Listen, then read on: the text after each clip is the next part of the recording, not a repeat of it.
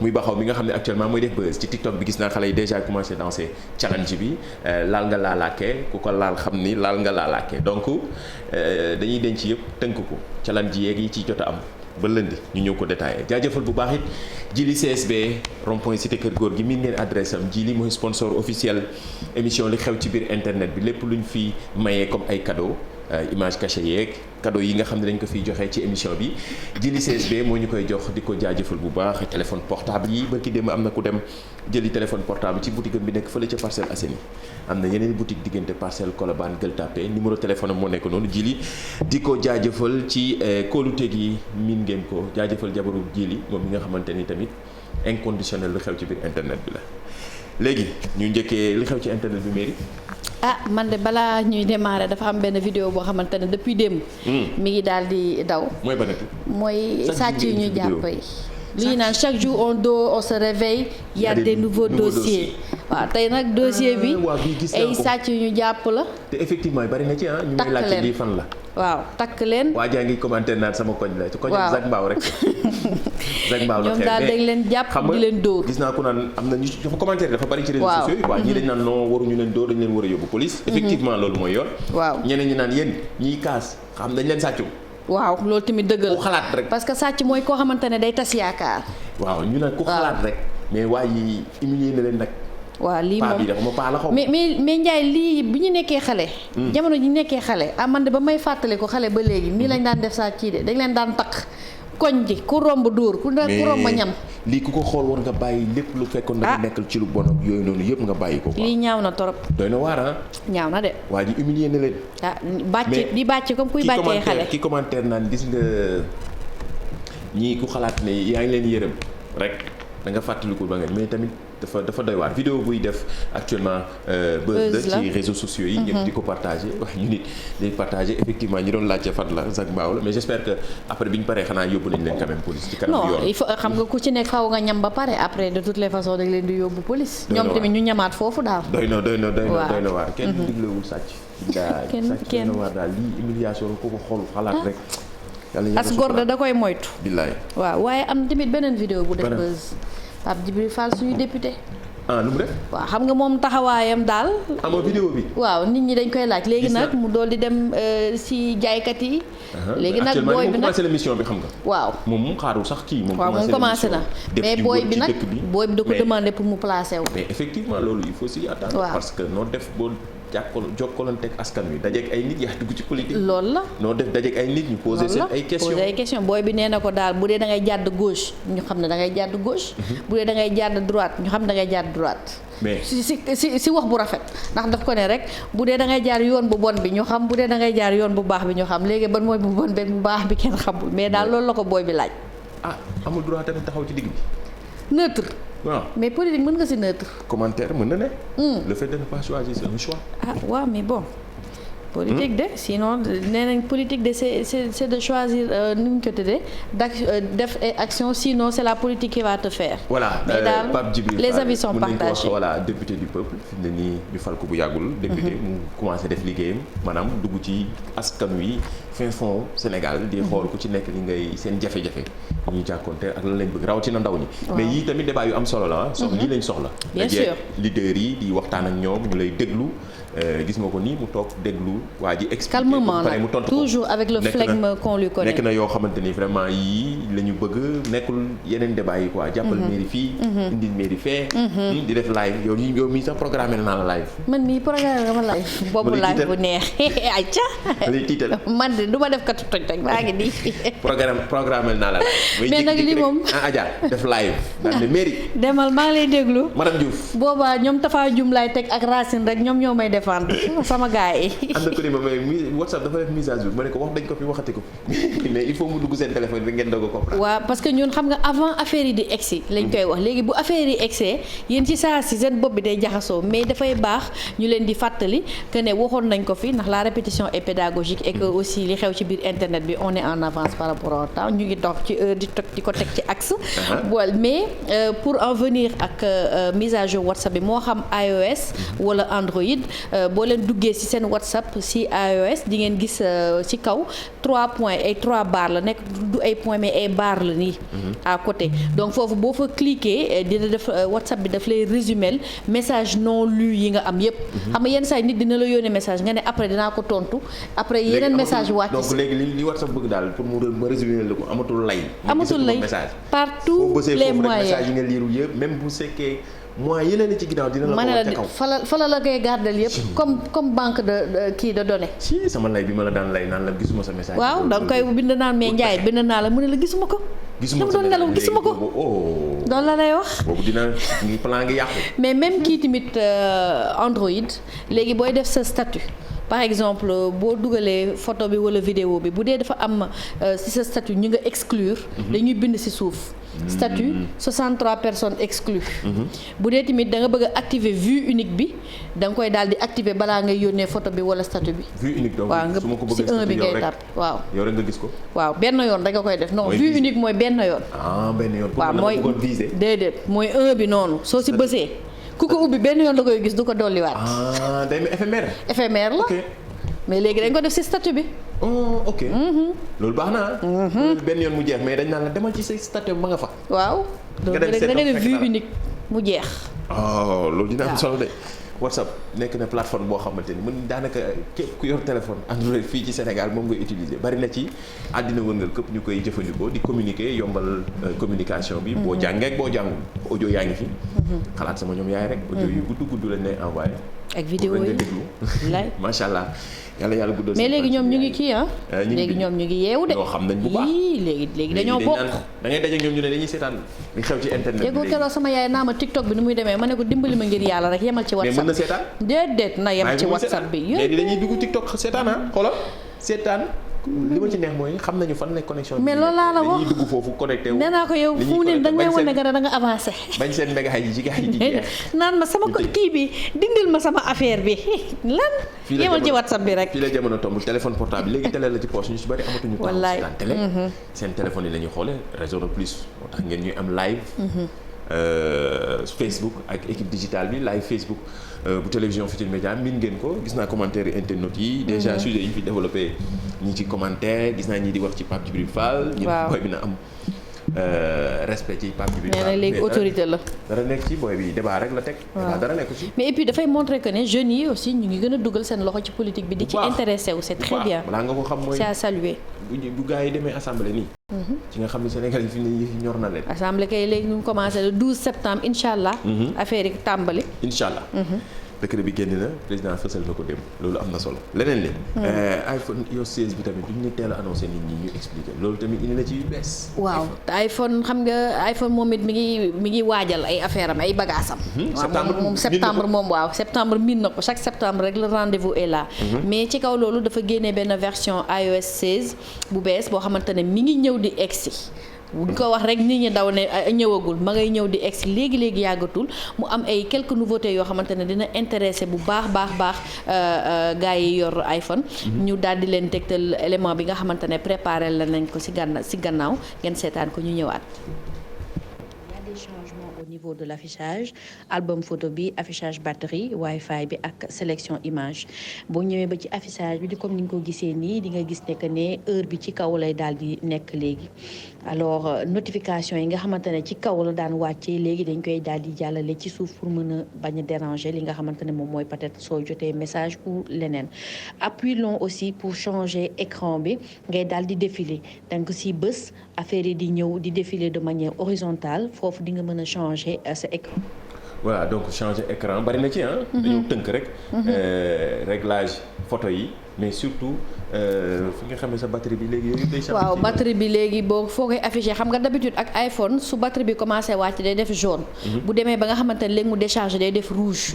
léegi nag dañ lay bindal en numéro ñaata pourcentage moo la dese bu dee 35 bu dee 50 wala 15 di nga ko mën a xam mais ci kaw nga activer ko ci réglage bi. mën nga aussi choisir say widgets sa météo li nga xamante ne moom nga bëgg mu fës ci iPhone bi te li ci gën a neex mooy boo choisir léegi sa fond d'écran heure bi dañ koy bind en grand ci gannaaw nga mën ko ajuster plutôt defar ko vraiment ba mu baax et puis notification yi wàccatul ci kaw. léegi ci suuf lay wàccee. nii lay ñëwee nii la. chaque jour ñu indi ay changement chaque année mën nañ ko waxee noonu. diggante mois de septembre daaw ak septembre ren ñu fas yéene indi lu yees iPhone d'ailleurs day génne iPhone 14. ah waaw 14 Pro Max ak 14 simple bi. doy na waar mu ne la nekk nii. waaw bon am na ñu ne bii la am na ñu génnee benn ñun daal ñu ngi xool affaire daal lu ñuy naan kumpaak ñuy rey. waaw iPhone bi nee nañu iPhone bi ça sera disponible en 6 couleurs. Silver mooy argenté bi, graphite, gold, Sierra blue. Alpine green mooy vert kii bi gendarme bi. ak purple. li waa ji waxoon naan ko topp génn iPhone yi doo tabax. billaay topp maçon de. billaay. wala. waaye iPhone. app waxal ku topp iPhone yi chaque année. waaye mais Ndiaye mais ñun ñii maak yow. en fait par mujj exemple nekk trop quoi c'est-à-dire bu ñu génnee bii nga ne non man moom ci bii laa yem. waaw chaque jour nga wax ci bii laa yem. nga buñ fi ne nii ñëpp dañ naan non duñ jënd iPhone bi 14 bi moom duñ ko laal.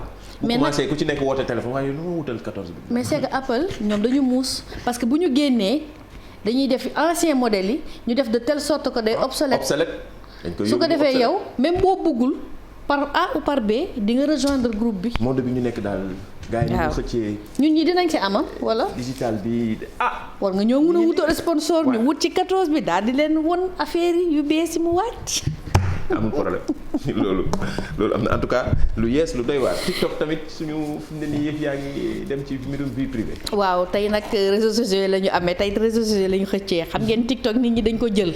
jëlum doole mais nag nee nañu ñu def attention parce que benn développeur moom moo découvrir que ne réseau social boobu di TikTok dafay daal di denc li nga xamante ne moom moo di ay données personnelles donc information boo mënti di saisir moo xam mot de passe wala information bancaire da koy daal di denc. te loolu nag c'est des données personnelles c'est interdit normalement. mais nee nañ daal développeur boobu moom moo ko daal di découvrir doon nag ñu daal di def attention parce que say information personnelle moom bu xasee dugg information bancaire mën nañ la pirater. donc alerte vie privée la donc voilà ay influenceurs ñu connecté ñu très vigilant ñooy alerté utilisateur TikTok yi TikTok nag fi mu ne nii ñëpp a ko teg bët waaw ndax fi mu ne nii mu rawee yeneen réseau yi mu ci mel ne Facebook daf leen commencé di damee bu baax a baax ci seen taxawaay actuellement nii dafa xew. ñëpp di ko utilisateurs yu bari partout dans le monde ba fi mu ne nii nag yenn failles yi tamit du ci tere Facebook tolloon na ci fi TikTok toll nii tey. waaw. tolloon na fi ay jamono Facebook nekk fi puissance. léegi seetlu ku amul compte amoo dara. waaw léegi nag. TikTok ñëpp a ngi ci dugg. Messenger High Five. waaw ay High Five fa ngi fi woon. ak Banati. ñi ngi doon vidéo. amoon na beneen de waaw. Skype ngi fi woon ay yow Skype. te léegi utiliser te luñ ko sax. non ñu ngi koy utiliser mais entreprise yi ñoo koy utiliser. voilà mais bareetul léegi. entreprise waaw te yii ñu nekk yëpp Skype jiitu am na beneen de amoon na High Five waaye amoon na beneen tamit. parce que High Five ñaar la woon. Facebook nag am na ñu fa nekk ba tey ay surtout ay journalistes waaw yoo xamante ni vraiment ñi ngi taxaw di alerter. surtout di def ay rubriques yu am solo. tey ñu choisir kii di Chimère Lobby. Chimère effectivement ab journaliste jaarul fii ci quotidien bi di Observateur. moom ci page Facebook am lay jël. di def li ñu duppee meilleure une maanaam day jël ci journaux yi génn choisir ci. journaux classiques yi benn mu ne bii mooy meilleur. beneen bi nga xamante ni parfois selon seen titre yi daal di leen ni tey seen une bi da ngeen daanu saa su ne rek da koy génne di ko def ñun fexe nañoo waxtaan ak moom loo xamante ni ci métier journalisme ak fi jamono toll mi ngi utiliser nouveaux médias yi. boole ci tamit média classique. média classique lu am solo la loolu lu am solo la et puis c'est la jonction des deux. loolu dafa nekk loo xamante ne il fallait y penser mu nekk lu baax et puis bu dee da nga mel ni ku mel ni man tayal a dem ci une yëpp di xool.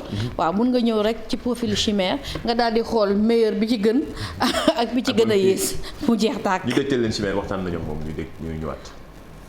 meilleure une ak pire une loolu nag chaque jour la du lundi au samedi damay xool journée yi génn yëpp ma jàpp ni bii moo gën la une ma def ko meilleure une beneen bi ma def ko ma xool ni bii moo gën a yées la une ma def ko pire une loolu nag su ma koy def ñetti critères ñuy guider suma choix ci loolu mooy critère bu njëkk mooy maanaam corrélation de l'information avec l'actualité du moment mais maanaam information bi ñuy joxe est-ce que méngoo nag jamono waaw wala déet deuxième critère bi mooy intérêt information bi ak originalité sujet bi en fait est-ce que information bi amal na askan wi njëriñ trop ak originalité sujet bi loolu ça compte.